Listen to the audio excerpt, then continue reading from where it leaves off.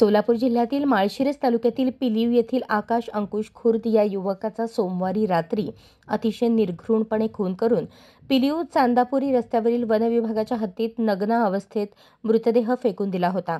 आकाशच्या शरीरावर चटके देण्यात आले होते, तोंडात सुद्धा सळईचे चटके दिले होते।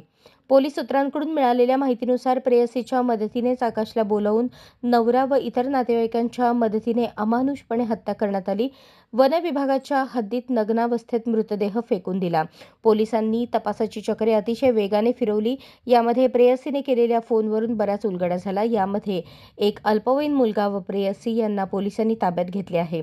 प्रेयसीचा नवरा फरारी होता, मात्र बुधवारी रात्री पोलिसांनी त्याच्या मुसक्या आवळल्या आणि त्याला ताब्यात घेतले। प्रेयसीनेच आपला प्रियकर आकाश याला बोलावून घेऊन नातेवाईकांच्या मदतीने आकाशचा अमानुषपणे खून केल्याचे तपासात निष्पन्न झाले आहे।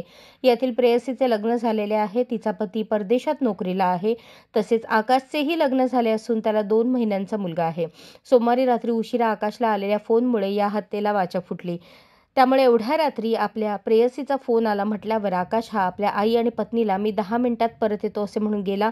तो लवकर परत येईना म्हटल्यावर आईने रात्री खूप उशिरा फोन केला, पण तो फोन उचलतच नव्हता।